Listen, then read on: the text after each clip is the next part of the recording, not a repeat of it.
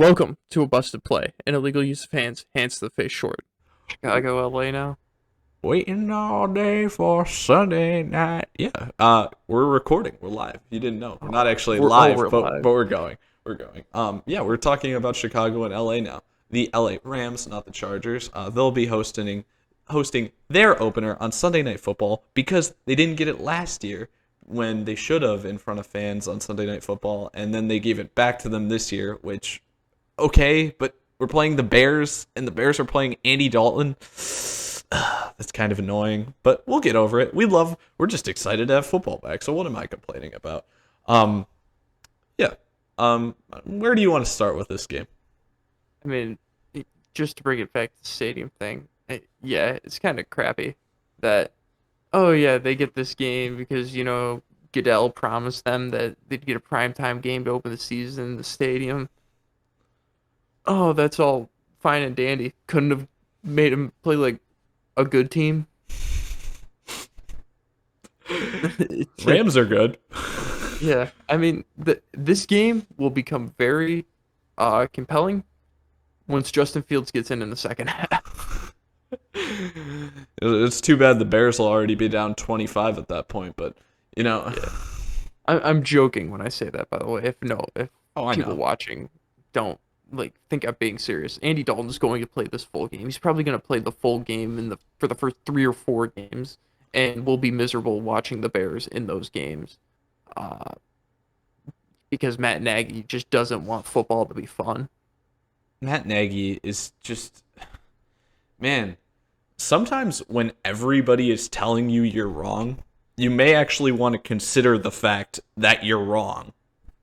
It's just a weird idea that people put out there, it, I can't believe it, man. We've gone through this whole off season, and we probably should talk about why we also think like these other parts of the game are going to go the way they're going to go. But I can't believe that just because he said at one point in the offseason to Andy Dalton, he's like, "Yeah, you're going to be the starting quarterback." I kind of like the idea of having the Alex Smith, Patrick Mahomes role. Well, that's completely different. It's a completely different scenario. It's not even close to the same thing when you're bringing in a guy who hasn't been around. While Alex Smith was a presence in Kansas City that had been there for years at that point and also been consistently taking them to the playoffs. Andy Dalton has not been to the playoffs in a while, even though he wasn't on your team before.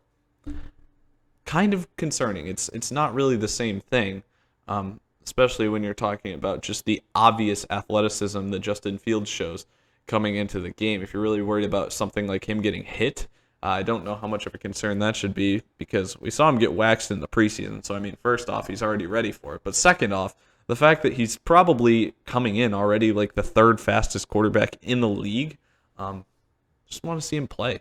Just get him out there. He's amazing athletic feat.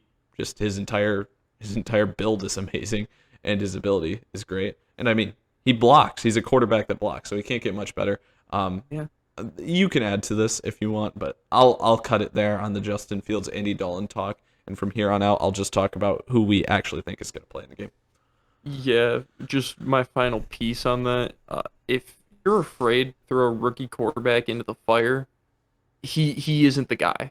If you're afraid to put him out there to start and go up against good defenses to start, he isn't your guy then. You shouldn't have these concerns about someone that you want to lead your franchise. Uh, if it's a raw prospect and you want him to actually sit and learn and work on his mechanics, it's fine. Justin Fields has nothing to work on mechanically or mentally. He is almost as pro ready as Mac Jones is for quarterback and Trevor Lawrence in that draft. He has nothing to work on with his mechanics or learning a playbook or anything. He is the most driven quarterback in the entire draft.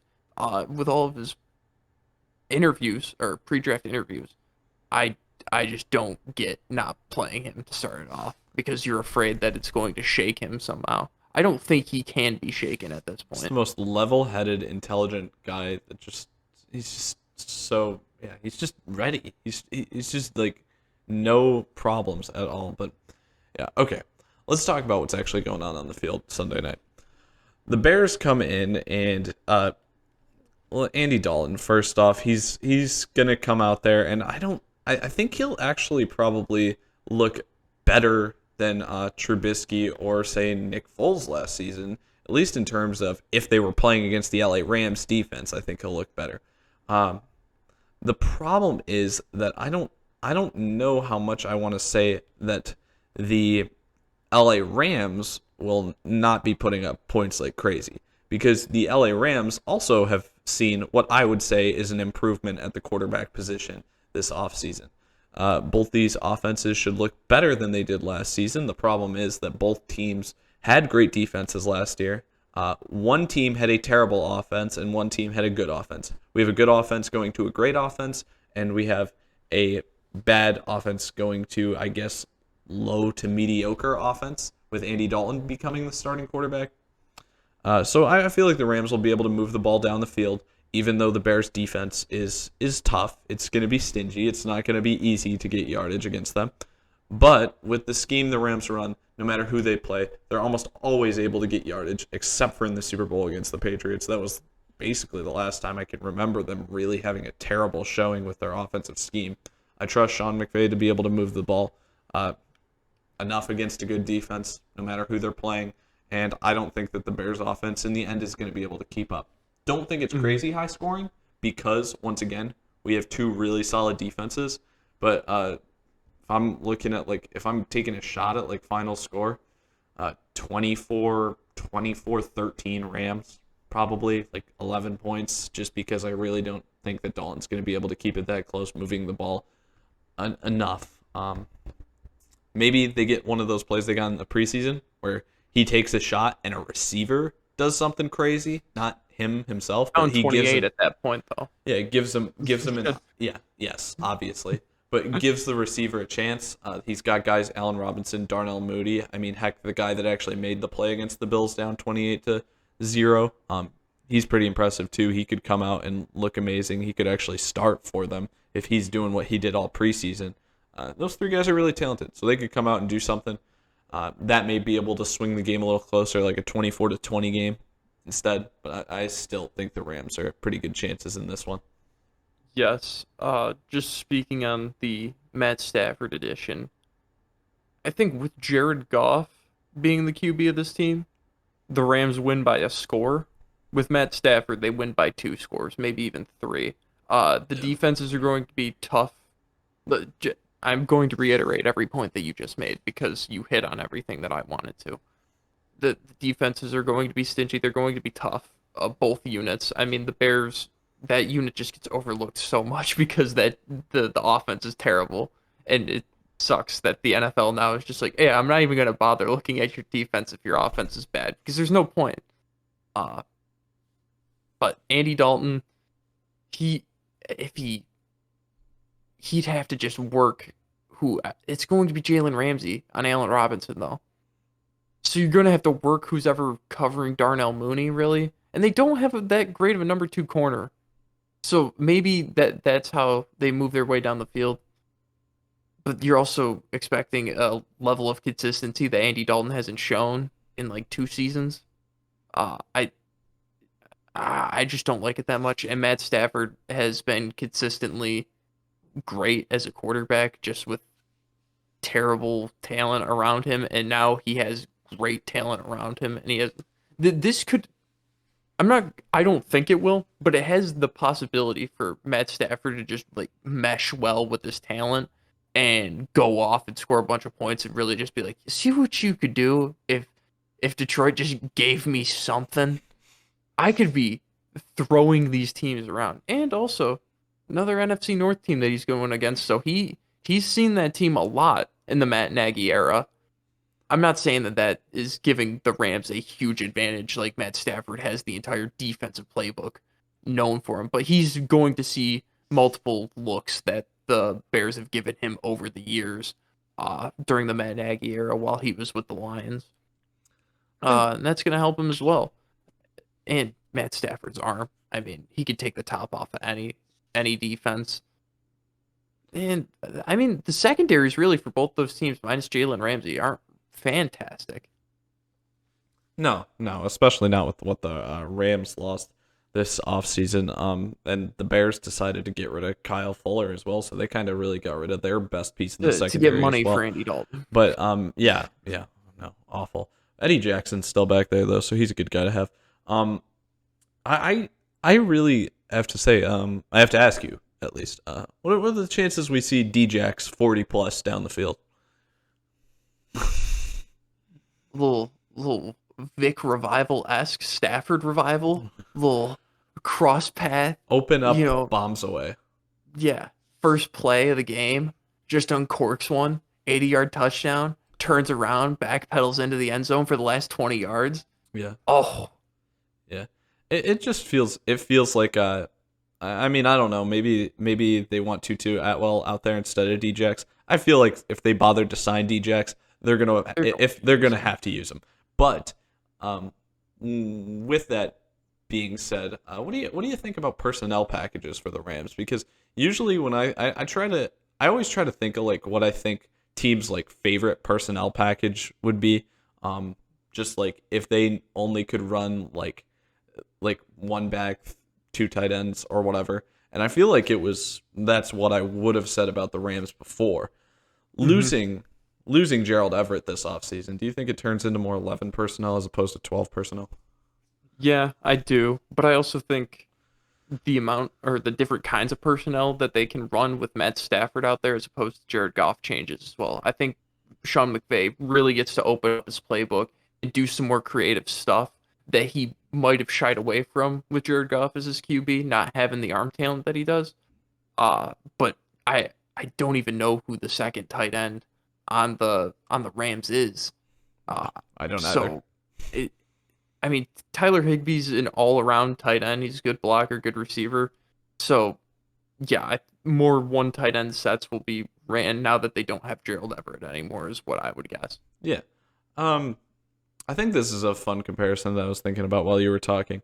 Honestly, like if you take the Rams last year before acquiring Stafford, and then you look at the Chicago Bears offense this year, I would say they're pretty similar. I would say you can point to a lot of guys and say they act as the same thing. Now, the key piece that's almost holding them back in terms of being able to be a better offense is really the fact that I think the Rams of last season, even compared to like the Bears upcoming this season, I'm comparing teams of different years, which is hard, but try to follow. I still think the Rams are a much more efficient run team. I think the Bears, I don't think David Montgomery's bad, but I just think that Matt Nagy's offensive running scheme really hasn't helped the team either. I think his offense could be put in a lot better situation if they were able to run the ball more effectively. And for whatever reason, they have not had enough success, in my opinion, running the ball while he has been the head coach there. And that itself has hurt the pass game a ton. Because if you can have someone like Jared Goff make decent plays when you're not running the ball, that's good enough. But having Andy Dalton make decent plays and then having a poor run game to accompany it is not going to be enough. And that's really probably something I should have pointed out earlier when talking about why I don't like their offense, and really where I think the Justin Fields piece can even add another dimension to it, because then he can be used in the run game. It expands the run game, which in turns allows that just middle of the roads or so passing game to flourish, because it's not like we're only relying on the passing game. Yeah, Matt Nagy comes from that Andy Reid school of thought where it's we throw the ball to set up run. And that works, but it also seems like Matt Nagy's philosophy for running the ball is, yeah, 1 yard gains are fine as long as we get like 2 80-yard touchdown runs at some point, like in the game, because that's what David Montgomery is best at. It's like, yeah, I'm going to consistently get 1 or 2 yards a carry, and then I'm going to break off for a huge 70-yard run, and it doesn't Yeah. make any sense. But it seems like Matt Nagy doesn't look at tape, and he just looks like, oh yeah, David averaged 4.5 yards a carry this game. Yeah, and all of that came off of one run. Mm-hmm. Uh, it, Yeah. it his philosophy, way of thinking about the run, or just neglecting it, and you can't when you have Andy Dalton out there. You you can I don't even you should never neglect it. they don't have the talent at QB with Andy Dalton out there to neglect the run game. But I do like what you said with Justin Fields, where he adds an element to the run game where it can get better because of him being a runner and his threat to run, taking away attention from the running Yeah. back. I really like the way that you described that there. I think that's you basically hit the nail on the head like as perfectly as possible. Yeah, because it's always like fantasy. It's like, oh yeah, David Montgomery's a fine back in fantasy because it's like, what is the end result in terms of like fantasy points, right? But it's like but like slamming the ball into the line of scrimmage, almost like he's Frank Gore in his old age, where it's like just 2 yards a carry, and then getting all of it off one play. And yes, he's finishing with that same like 4.5 yards a carry as the other guy that's playing for the Rams. But the other guy for the Rams is actually getting 4.5 yards a play. And then if they run the ball on first and second down, they have a 3rd-and-1 situation, which is doable. Mm-hmm. Chances are, if you run the ball twice with David Montgomery, you're about to have a 2nd-and-7. But then every 5th, 6th drive that you have, he'll bust the 1 for 80, like you said. It just changes everything. But the thing is with all that, even though it doesn't show, like, you get randomness in terms of the guys that actually end up scoring the touchdowns, and it looks the same for the yards per carry average. It's just like it doesn't work most of the time, and it's really a hard concept to illustrate. So I'm sorry, I'm just reiterating basically what you said, but I think that was perfect. So I really like that, actually, because we hadn't covered that before, and I really feel like that's probably a very important thing to emphasize with this Bears offense, is that for whatever reason they just can't get a consistent ground attack going. Mm-hmm. I feel like that's pretty much it though. Basically defenses stack up pretty evenly. Offense for the Rams, probably better. And what final score? How much are you? What do you think the final score will be? Rams 35, Bears 24. Okay. I think I'm going to boost my score a little bit. I said 24-13 before. Let me add a field goal to each team, 27-16. Wait, yeah, I said 24-13, 27-16. Yeah, I think I like that a little better. A little bit more scoring than I had before. But yeah, still the Rams by a decent amount. All right, y'all set? Yeah, I think we can cut this here.